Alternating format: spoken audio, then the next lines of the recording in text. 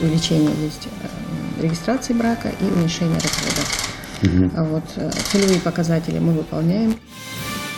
Все даты должны быть учтены. Юнусбек Евкуров провел встречу с руководителем государственной службы ЗАГС по республике Мадиной Барахоевой. Спиротехники есть у вас? Бенгальские огни и все. Предостеречь от испепеляющей праздничной феерии. Традиционно вызываются сотрудники Роспотребнадзора. Рейд по нелегальным продажам петард. Ровно 25 лет назад в эфир вышли первые телевизионные программы и новостные сюжеты. Телевидение Ингушетии в те годы было просто необходимым для объективного освещения жизни людей в новой республике. С днем рождения, коллеги! ГТРК Ингушетии сегодня 25. Вспомним, какими были первые эфиры и кто стоял у истоков Ингушского ТВ. Мы всегда работаем. Потому что в круглый год надо быть в форме. Вернулись с победным набором медалей самой разной пробы. Юные дзюдоисты разделались с соперниками на всероссийском турнире в Черкесске. Каждый узор на войлочных коврах это был присущий своей местности. Например, те люди, которые жили у реки, наносили узоры в виде волны. Тепло человеческих рук и мудрость веков. Истинги, самобытные национальные войлочные ковры. Расскажем, как постигают это древнее искусство.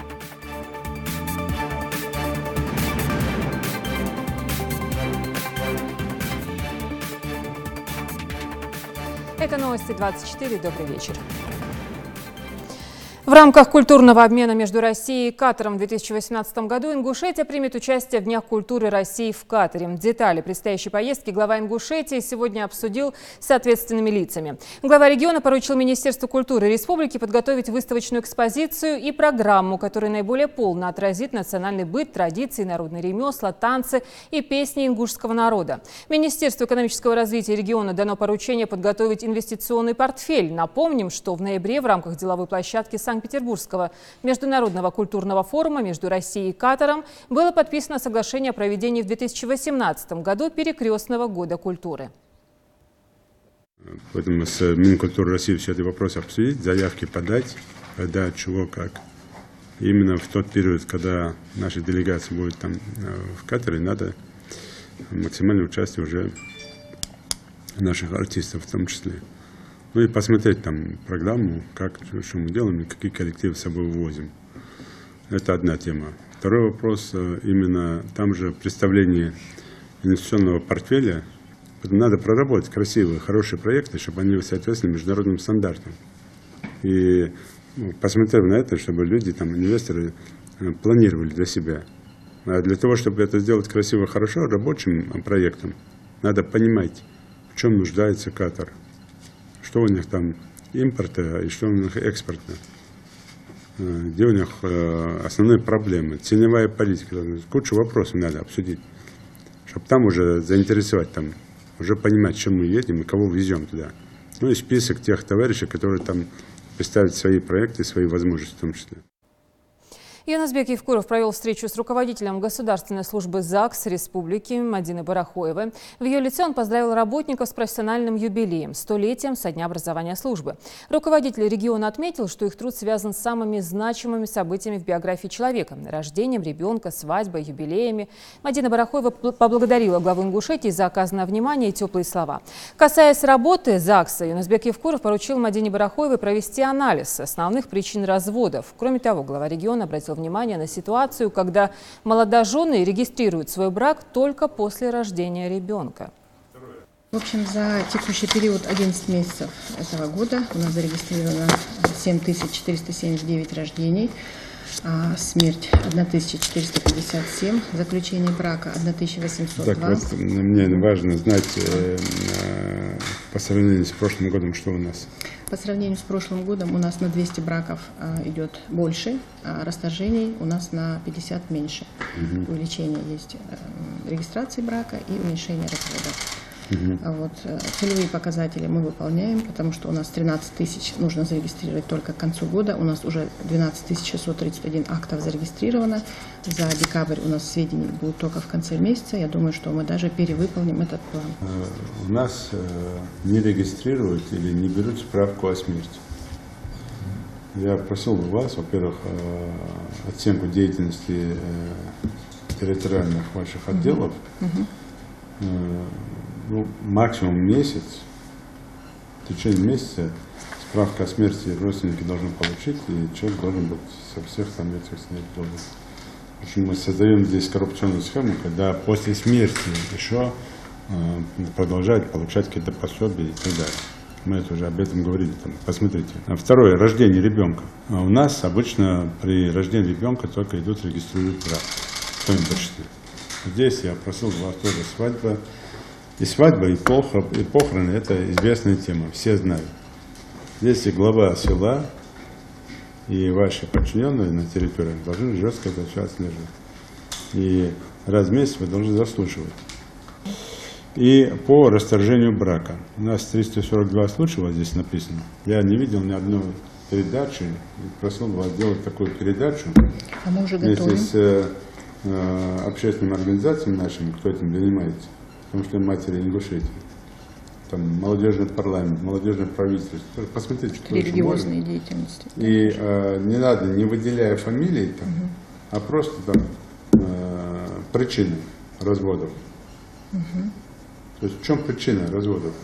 Что любая причина, она начинается не с момента расторжения брака, а даже уже до того, как они поженились, уже начало развода. Они еще не поженились, но уже есть начало развода.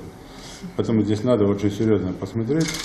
И вот эти причины должны быть так высказаны, как инструкция. Почему? Где-то виноват муж сам, где-то она виновата. Конечно, если традиционные вещи наши соблюдались бы, и развода было бы намного меньше. Но они не соблюдаются, хотят все по-современному жить, ну, не получается, не удается.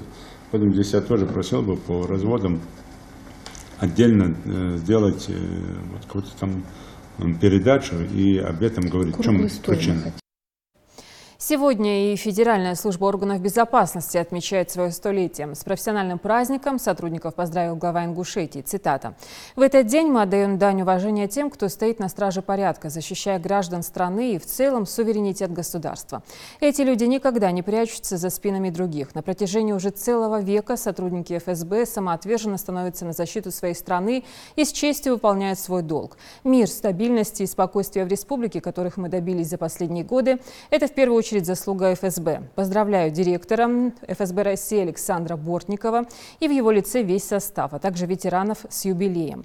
Успехов во всех делах на благо России». Конец цитаты.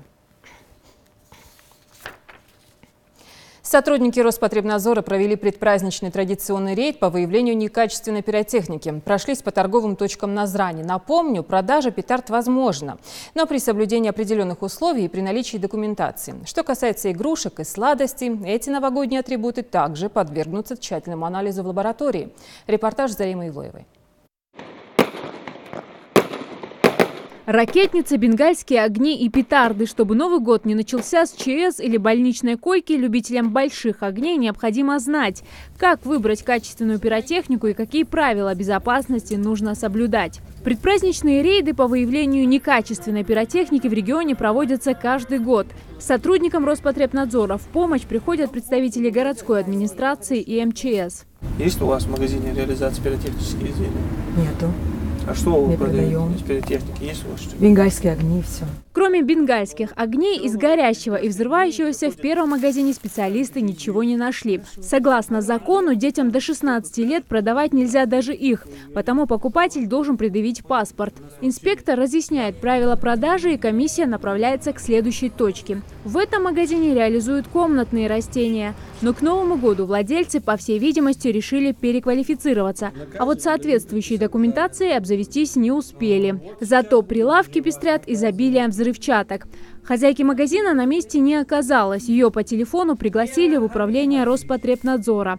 А товар складывается в коробочку и снимается с реализации. В магазине реализовывались пиротехнические изделия 2-3 класса опасности. Сейчас мы будем их наказывать от 5 до 10 тысяч, если это будет повторно, уже от 20 до 50 тысяч рублей. Уже законом предусмотрены такие штрафные санкции.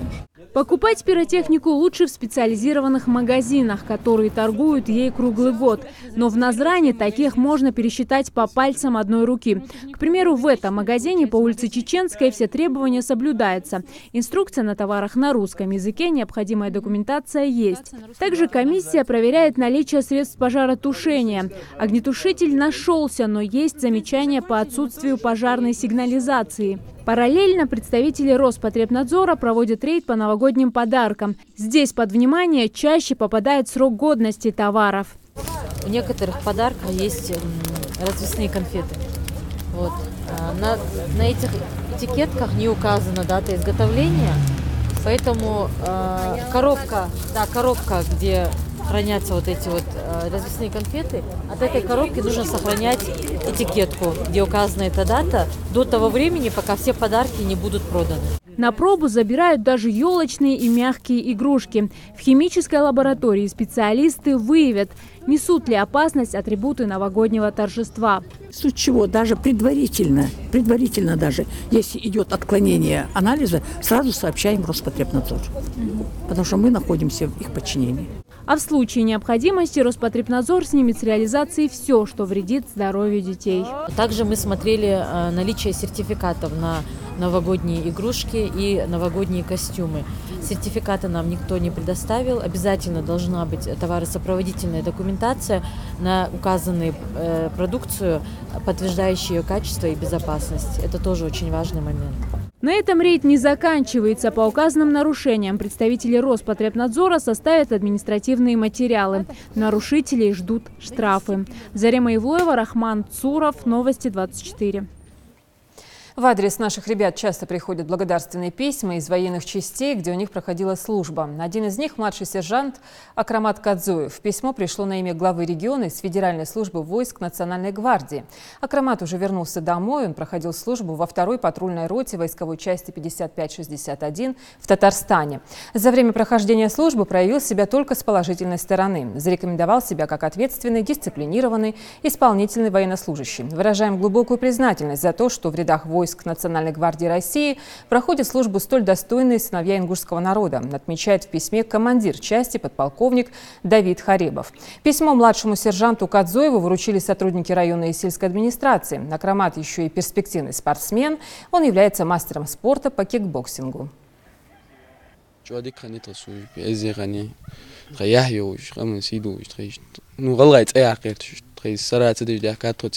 Командир роты Галга Уартха Аушев Хамза Тя Жабрилович, старший лейтенант Суч Нисняк Дяха Эхм Бяцу Ярди Дешон Жерди Шац Жихозыш. Нам очень приятно, что вот наши жители так себя проявляют во всех регионах страны, не только в нашей республике. Ну, как вы знаете, у нас проводится отбор на военную службу, и мы стараемся посылать туда только самых лучших. И вот Кадзуев Акрамат один из представителей самой лучшей молодежи, можно сказать, в нашей республике. И вот я хотел бы процитировать данное письмо, то, что там написано, вот несколько предложений. Младший сержант Кадзуев АИ себя зарекомендовал как дисциплинированный, ответственный и исполнительный военнослужащий. Программу боевой и общественной государственной подготовки усвоил на отлично. Воинские уставы и наставления в объеме функциональных обязанностей изучил и руководствуется их требований в повседневной деятельности, совершенствуя свои теоретические знания и практические навыки. Верное оружие содержит в образцовом порядке, завоевал авторитет и уважение среди сослуживцев, доверие у командования воинской части. Ну и так далее. Я хочу сказать, что также они принимали участие в охране общественного правопорядка в 2017 году в Кубке Конфедерации. Современной молодежи не хватает истинных знаний о религии, которые помогли бы понять, что же скрывается за речами лжепроповедников. С такими словами обратились к ученикам первой школы Назрани. Там прошел республиканский тренинг-семинар на тему профилактика противодействия терроризму и экстремизму. Мероприятие организовали при участии религиозных деятелей. Репортаж Микаила Тангиева. Современные методы различных ученых по профилактике, противодействию экстремизма и терроризма практически не работают. С таких слов начинает выступление первый докладчик. Алихан Аушев предлагает обратить внимание на концепцию, которая предлагает ислам в решении этой проблемы. Согласно данной концепции, преступное поведение индивида обусловлено низкой духовностью человека. Только высокая духовность помогает человеку не приступать к рамки закона, даже когда неблагоприятные условия подталкивают его к этому. Почему это происходит? Потому что верующий уверен, что он постоянно находится под непрестанным наблюдением Всевышнего. Отсюда вопрос, что нужно делать, чтобы не стать на губительный путь и не попасть под влияние радикалов. В первую очередь необходимо исполнять религиозные обязанности, религиозные обряды, такие как намаз, пост, закат, хадж, и совершать все свои добрые дела искренне ради Аллаха. Но однако ислам не ограничивается исполнением религиозных обязанностей. Не меньшую важность представляют нравственные качества верующего. В известном хадисе пророк, саллаллаху алейхи вассалям, говорит: «Хуснул хулук нисфу дин», благонравие половина религии. Почему для многих молодых людей слова незнакомцев из интернета зачастую становятся важнее здравого смысла? Лорс Чепанов не впервые задается этим вопросом и совершенно не понимает тех своих сверстников, которые попадаются в пропагандистские сети экстремистов. Терроризм, я считаю, это как бы насильственные действия против народа. Как бы я против этого всего. Это как бы незаконные действия и вообще очень плохо значится на обществе. Ислам с самого начала распространялся не оружием, а достойными деяниями и добрым словом. За все 23 года, что пророк, да благословит его Аллах и да приветствует, прожил, проповедуя религию мира, его последователям пришлось защищаться от агрессоров в оборонительных боях всего 4 месяца. Джихад никак не связан с терроризмом, утверждают религиозные деятели. По их мнению, нынешней молодежи не хватает истинных знаний о религии, которые помогут им понять, что же скрывается за словами лжепроповедников. Во-первых, конечно, надо слушаться старших. Далее я хотел бы очень, чтобы они брали информацию религиозную именно не из интернета, а именно из уст наших алимов. У нас есть много хороших алимов, людей, которые имеют большие религиозные знания. В самой школе также не забывают о духовно-нравственном воспитании молодежи. С учащимися часто проводят профилактические беседы и уроки на эту тематику. Буквально на прошлой неделе у нас проводился круглый стол, где ребята отвечали, анкеты проводились, и они свои видения, что такое экстремизм, какой вред он приносит обществу, нужно ли слушаться тех людей, которые призывают к этому. Мы провели такие беседы, что вот мы для себя выяснили, что наши дети подкованы и знают, где правда, где ложь.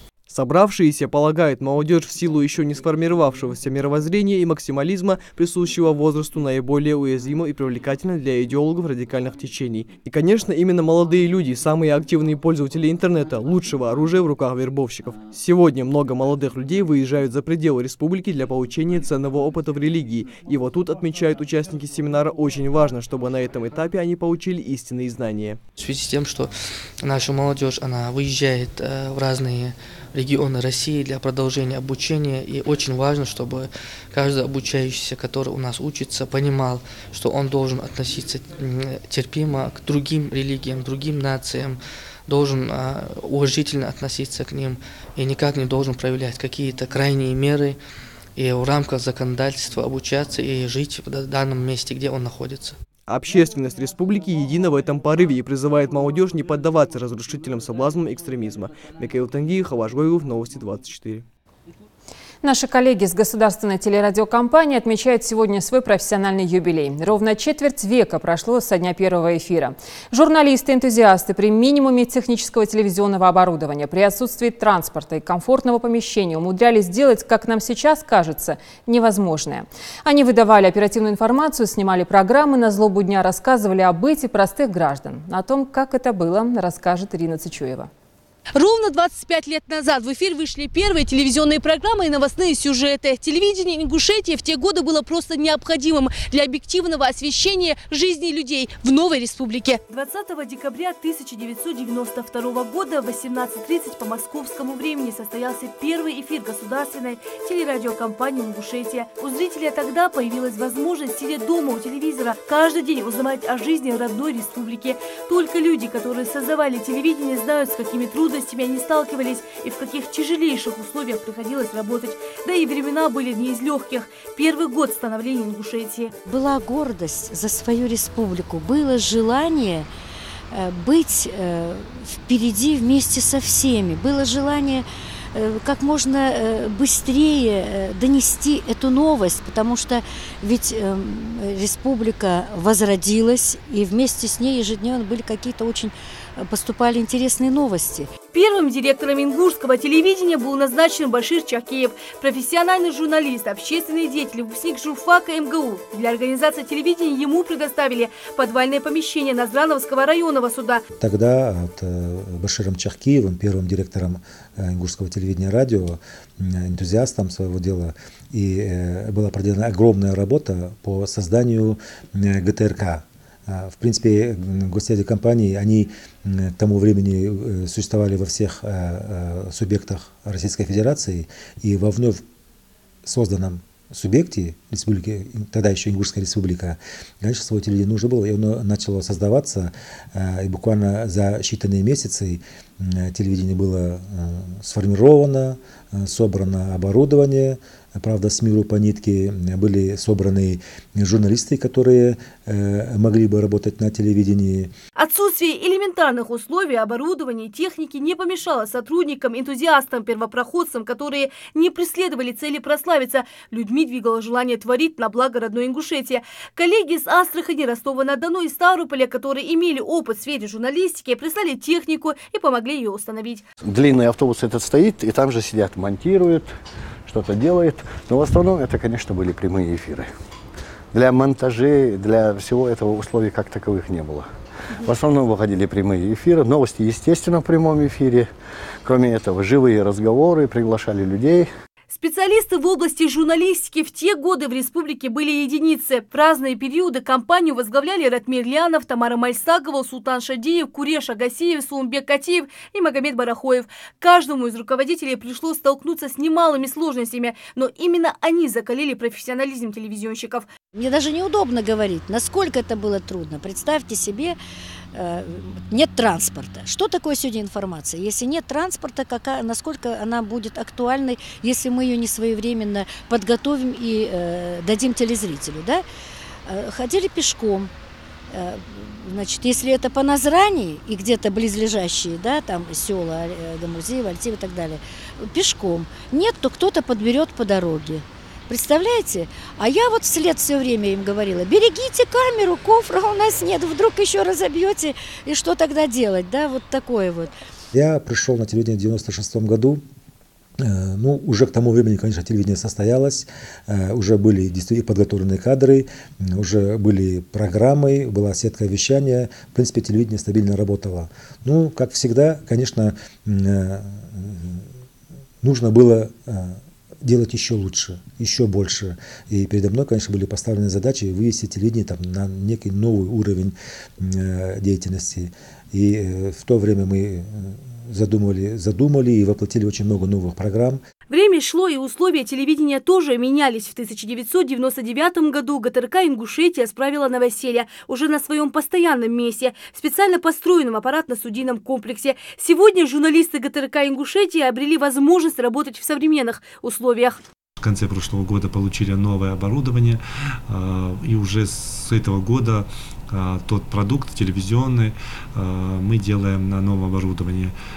Качество, конечно же, я думаю, телезрители видят наше качество, оно заметно лучше, но я думаю, что со следующего года еще лучше будет. Чуть позже, в 2013 году, в Ингушетии произошло историческое событие – открытие собственного национального телевидения Ингушетия. Сегодня уже национальную телекомпанию возглавляет профессиональный журналист Куреш Агасиев, который в свое время был руководителем ГТРК Ингушетия. С появлением собственного канала Ингушетия Ингушетия вышла на новый уровень. Мы вещаем 24 часа в сутки. Наши редакции каждый день выдают в эфир только качественный продукт, который становится достоянием всего мира. Мы меняем имидж нашего региона в глазах россиян. И ГТРК, и НТРК Ингушетия работают, не покладая рук, для самых главных критиков, для вас, наши телезрители, чтобы вы всегда оставались в курсе важных событий региона. Тем более, что нам есть чем гордиться и есть что вам показывать. Лина Сычоева, Хаваш Гойгов. Новости 24. Борьбе с коррупцией посвятили акцию в Магасе. В ней приняли участие юноармейцы. Молодые активисты раздавали водителям специальные буклеты о вреде и методах борьбы со взятничеством. Репортаж Маки Келиматовой. Нет коррупции, не берите и не давайте взятки, ведь в конечном итоге все оборачивается против вас самих же. И сколько мероприятий по этому поводу проведено в регионе не счесть. К совести призывают и самые юные жители региона, юноармейцы. К акции местные власти специально привлекли школьников, чтобы устами детей объяснить взрослым, что коррупция разрушает общество. Что нужно знать об этом каждому? Ответ на этот вопрос кроется и в буклетах, которые раздают каждому водителю. В памятке описаны все виды коррумпированных преступлений. Я думаю, что сегодняшняя акция – это маленький вклад в работе по данному направлению. Антикоррупционная деятельность направлена на решение данной проблемы. И сегодняшняя акция с привлечением молодежи и школьников города Магас тому подтверждение. Организаторы считают, коррупция мешает развитию, подрывает доверие к государственным институтам власти, поэтому все силы нужно бросить на то, чтобы сформировать у общества негативное отношение к ней. Впрочем, жители активно поддерживают такой порыв.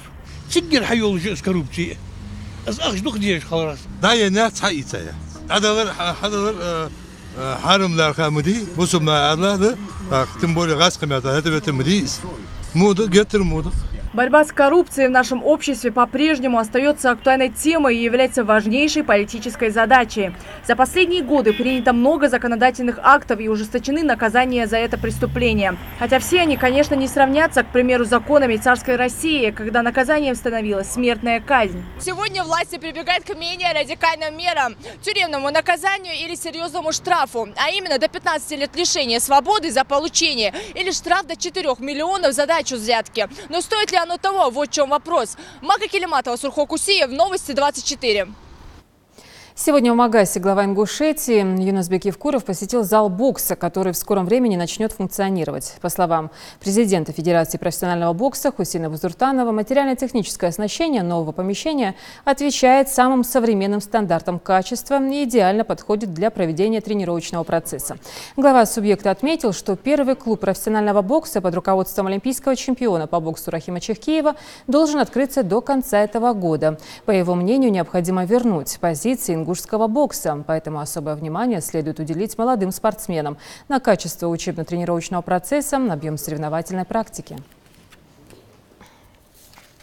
Наши юные дзюдоисты порадовали ярким выступлением на всероссийском турнире в Черкесске. В копилке ингушских спортсменов 4 золота, серебряные и бронзовые медали. За них долго и упорно боролись ребята со всего Северного Кавказа. Об активных тренировках и блестящих результатах в следующем репортаже.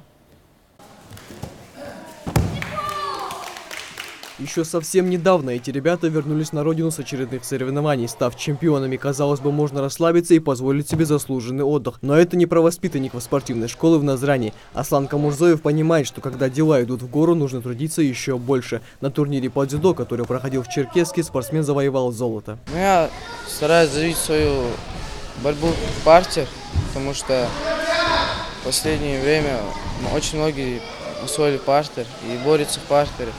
Так и нарабатываем и партер, и стойку. Готовились к турниру основательно. За неделю до выступления спортсмены выехали на сборы, где усиленно тренировались под руководством опытных тренеров. Аслан должен был согнать вес и уложиться в свою весовую категорию 55 килограмм. Ему это удалось, и на взвешивании он благополучно прошел отбор. Спортсмен вспоминает, насколько сложными были первые схватки, как в психологическом, так и в физическом плане. Но он достойно выстоял каждый поединок, и уже в финале, встретившись с призером России по дзюдо, был полностью настроен на победу. Схватка началась так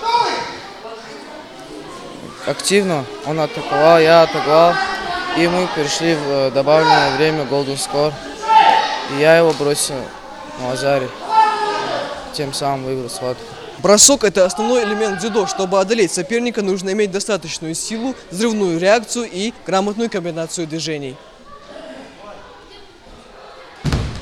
Ибрагим Парчиев также занял первое место на этом турнире, выступая в своей весовой категории 60 килограмм. Изнуряющие тренировки под чутким руководством тренера и огромное желание победить – это и есть секрет успеха, делится дзюдоист. Впереди новые цели. В дальнейшем я хочу поехать на чемпионат России, стать чемпионом. Вместе с чемпионами в зале тренируются подрастающие спортсмены, для которых коллеги по залу провели мастер-класс. Для них призер является большим примером в спортивных достижениях.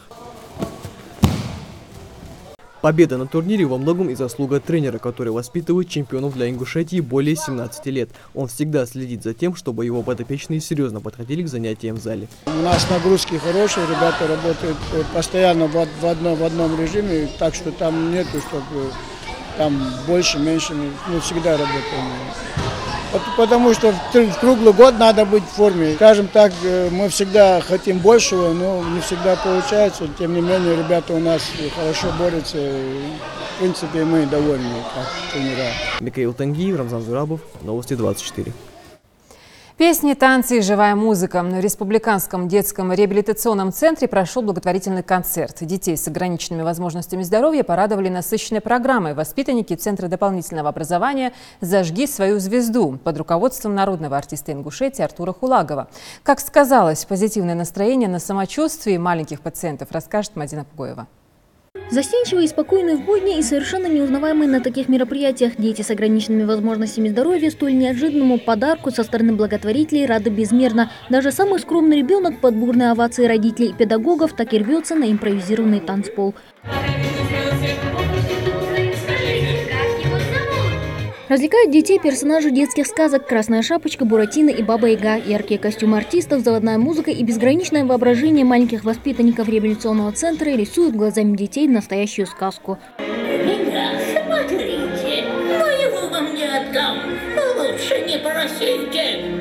Море улыбок, безудержное веселье и заразительный смех. Эмоциональная публика делится положительной энергией с выступающими. Именно детская улыбка, признаются они, самая большая награда за их труд. Эмоции, конечно, самые положительные. Эмоции положительные у самих детей, когда они видят и окунаются в сказочное представление, где, соответственно, добро побеждает зло.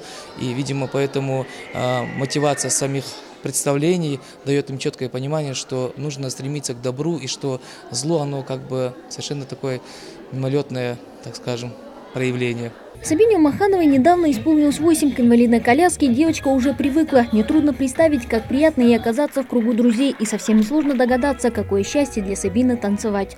Когда ребенок радуется жизни, это приятно любой матери, по-моему. Любая эмоция его, радость какая-то на лице, движение лишнее, которое она произвела после лечения какого-то или длительных наших терзаний таких пожизненных. Ну, конечно, это радует меня.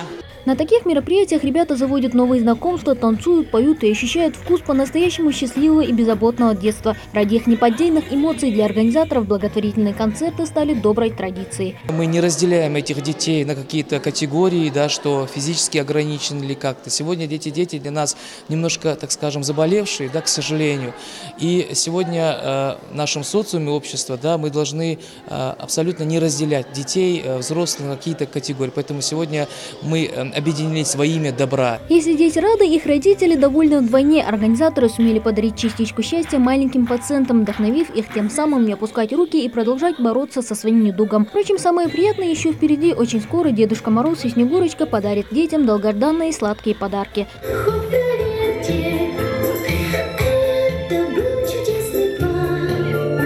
Мадина Пугоева, Рахман Цуров, Новости 24. В детской художественной школе Назрани возрождают войлочное искусство. Это самая древняя техника изготовления изделий из шерсти. По легенде, первый валеный ковер был найден еще на Ноевом ковчеге. Ранее войлок использовали исключительно в домашних нуждах. Теперь же из жизненно необходимого ремесла все это превратилось в яркую форму художественного выражения. Подробности у Амины Боковой. Ингушские мастерицы, погруженные в войлочное искусство. Такую картину сейчас редко где увидишь. А ведь еще полвека назад войлок считался свидетельством уюта в доме. Из него делали ковры, украшали дома, обменивали на другие товары, им дорожили. О почитании этого искусства говорило и то, что некоторые ингушские семьи, депортированные в Турцию в XIX веке, везли с собой войлочные ковры. Сегодня их трудно найти в интерьере ингушского жилья. На его место пришли другие ковровые изделия. Возродить это искусство решила директор художественной школы Лидифа Миржоева. Для этого она организовала специальный кружок. На один из уроков пригласили Зайнаб Зарахову. Вот иголочку возьми, В кружке войлочного искусства десятки учеников. Пока они только готовятся к созданию своего первого ковра. Однако перед тем, как взяться за работу, детям рассказывают об истории появления изделия из овечьей шерсти. Войлок – первый на земле текстиль, объясняет собравшимся Зайнаб Зарахова. Чтобы познать секреты изготовления войлока, нужно внимательно изучать старинные изделия. Мадина Аздоева самая первая взялась за ножницы. Выбрала мне рисунок именно из селения Ангушт. В селении Ангушт жила некая мастерица, орнаменты, которые были известны далеко за пределами ее селения. И вот сегодня она хочет попробовать сделать этот ковер. Ковер из селения Ангушт состоял из двух цветов, поэтому она сложила два слоя и вот сразу одновременно вырезает орнамент на этих двух тонких войлоках. Мы вместо войлока взяли пока фетры. А вот Раяна Дакиева пока только готовится приступить к работе и изучает каталог войлочных ковров. Выбираю рисунок, чтобы можно было один из них сделать. Пока только выбираю. Там малиновый есть и с цветом яркой сливы есть. Кстати, самое важное при создании ковра из войлока – это правильно выбранный орнамент. Ведь он несет в себе символическую информацию и отражает этико-эстетические знания горцев. Часто на ингушских коврах встречаются роговидные орнаменты – солнце, звезды, геометрические фигуры, солярный знак. Вот, например, посмотрите вот на этот рисунок. Там мы вот с детками делали, это уже давно сделаны эти маленькие войлоки. Вот здесь, допустим, на ковре орнамента фалхан мы видим голову барана там и рога. Мы часто встречаем на наших коврах и бараньи рога, и оленьи рога. Ключевой символ орнамента ингушских ковров – древо жизни, символизирующее прошлое и будущее народа. Этот символ встречается и в обрядовой культуре ингушей и призывает людей жить так, чтобы тобой гордились потомки. Каждый узор на войлочных коврах это был присущий своей местности. Например, те люди, которые жили у реки, наносили узоры в виде волны. Ближе к лесу располагались села, которые тоже было оленьи рога. И когда смотришь на ковер, можно было определить именно где был изготовлен данный ковер. Такая популярность изделий из овечьей шерсти связана с тем, что в ингушских краях всегда активно процветало овцеводство. Сейчас предметы из войлока украшают музеи и архивы коллекционеров. Искусство войлочных ковров ингушей вызывает большой интерес у многих ученых, в том числе директора художественной школы Лидифы Миржоевой. Сейчас она пишет диссертацию на тему «Педагогические условия формирования этнохудожественной культуры в младших школьниках на традициях декоративно-прикладного искусства по материалам Ингушетии». Кстати, войлочное искусство – не единственное, чему обучают детей в художественной школе. Юные таланты занимаются и бисероплетением, рисованием, росписью на шелке. Амина Бокова, Адам Далаков, Новости 24. Ну и в завершении. Необычный случай произошел в аэропорту Далласа, штата Техас, США. Один из сотрудников заметил скучающих детей и решил их немного развеселить. И вот что из этого вышло.